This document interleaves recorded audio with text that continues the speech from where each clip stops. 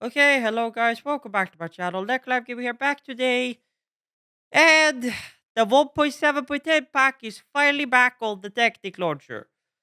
Although I will say that the pack seems to be a little bit more unstable, quite a bit more unstable than what the pack was. It uses way more RAM than what I believe it used in the past. And she's using ages to load into the world because it's registering multiple flash mode things. I'm sure that these are bugs that will be fixed in the future.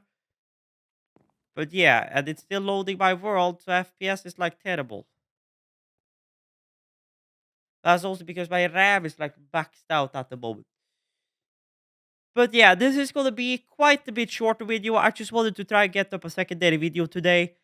The clock is 0:55, and I have about an hour until Oscar is supposed to pick me up on Tillertorget because I'm gonna head there and try to find an analog to or a digital to analog audio converter so I can get sound out of my TV box without having really a proper TV.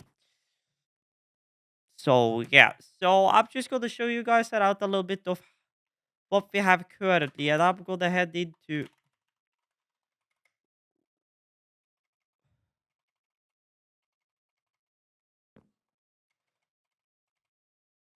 ah. Can I get some FPS, please?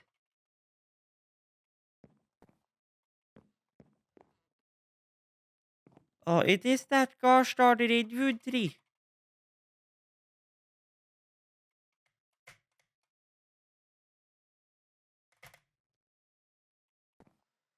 Why is my frame so terrible?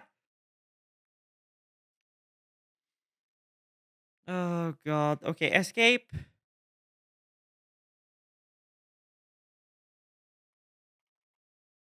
Thank you. Load. Please. Thank you. Load. Escape.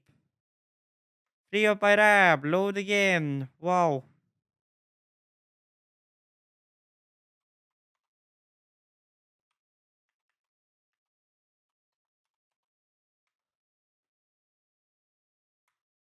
So yeah, so this is where we are. The Technic pack.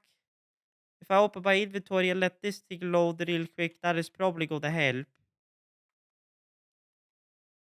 So yeah, so we got the basic base setup here. Just some tinker stuff. A chest with some random stuff. Not much really in it. So yeah, with how the performance of this pack is, I won't be playing much on this pack.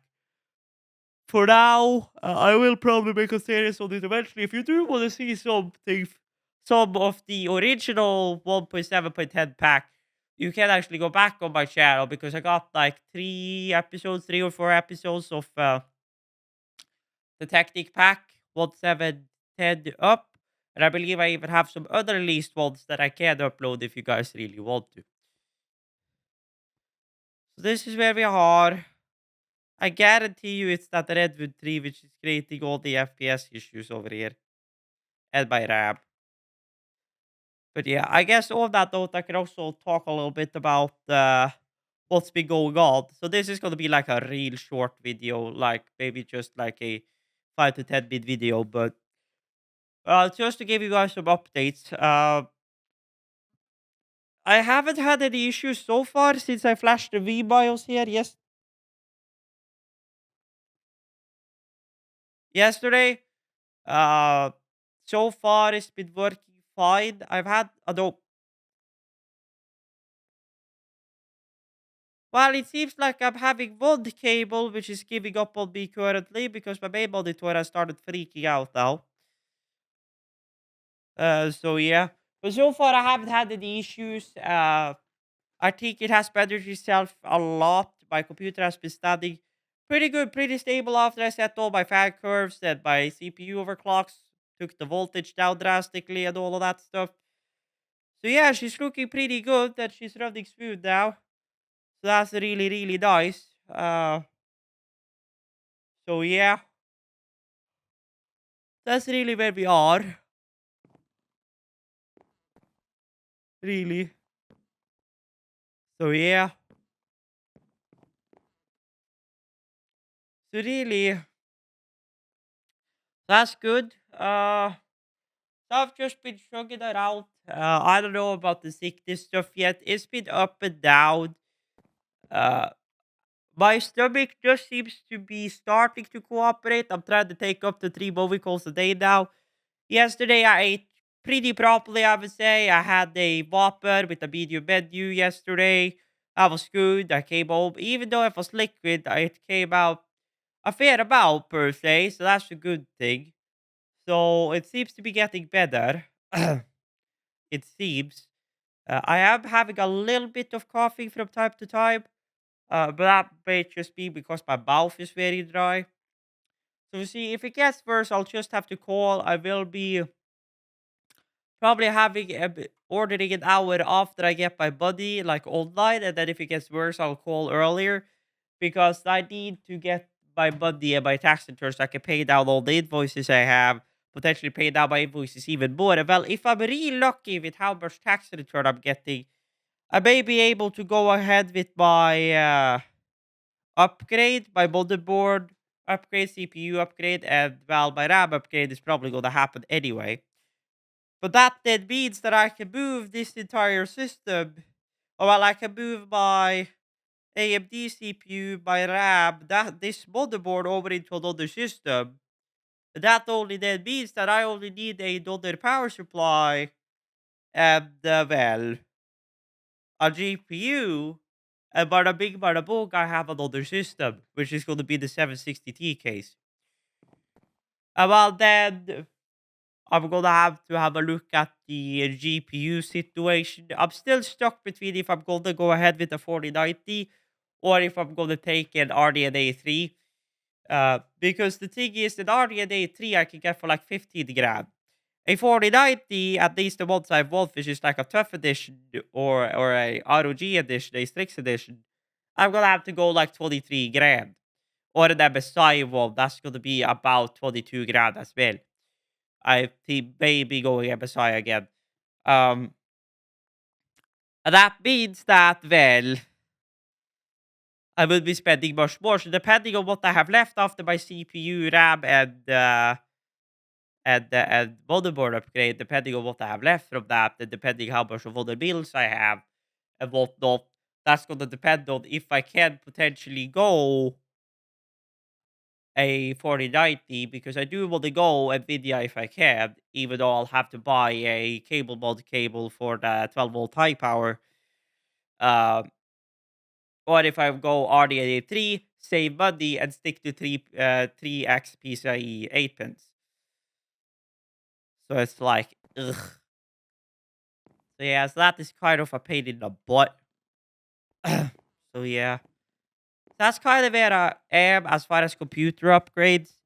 So pretty much, I am pretty much upgrading my entire system pretty much. So yes, you heard me right here. I am going Intel because AMD, if you're gonna have a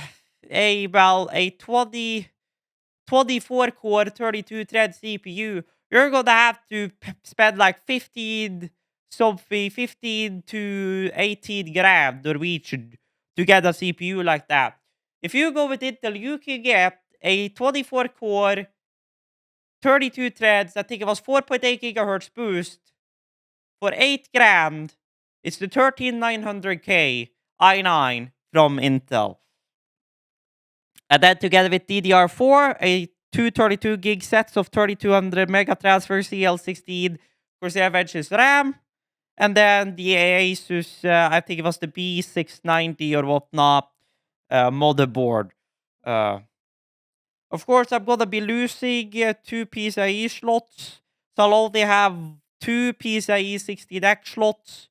And, or well, I can have them be 216X if I'm running them both in PCIe Gen 4 mode, which is what I'm going to be doing because I have no PCIe Gen 5 devices at the moment. Which means there will be my 3060 and then my 980 Ti. And then, well, if I can find a quad capture card, which, well, can use PCIe X1, then that will be going in that X1 slot. Of course, the motherboard only has 2.5 gigabit onboard LAN, not the 10 gig I want. So eventually I will have to maybe... But when I go a 4090 or an RDNA 3. I'm hoping that that VRAM is going to be enough and it's going to have enough power to both run my game and record on the same GPU. So that way I don't have to run a dual GPU setup. I mean, if it becomes the end of the world, I'll just have to build like an ITX system with a separate graphics card and just have that one with a capture card take up my main computer for like gameplay recording or whatnot. But that's going to be a pain in the butt for streaming. So hopefully 14090 or RDNA 3 is going to be enough. 7900 XT X is going to be enough. So then the bottom slot will then be, well, most likely capture card, and then, well, if I could get a 10 gig SFP NIC that works on a PCIe 1X slot, then that will go into that 1X slot eventually, since eventually I will be going full 10 gig locally. So yeah, so that's my PC upgrades plans, really. But that's really going to be it for this video, which was more just saying that the pack is here and, well, that there's an update here because it's 0505. I gotta throw this quickly together in Premiere, pop it to export, and then get my ass out the door. So I want to say thank you guys for watching the Deco Live Gaming here. If you liked the video, I like it, would be greatly appreciated. And as always, check out links down below for my Linktree, my socials, my Twitch, and my gaming, my IRL channel. So yeah, and other than that, stay tuned, this is awesome, and Deco Live Gaming out.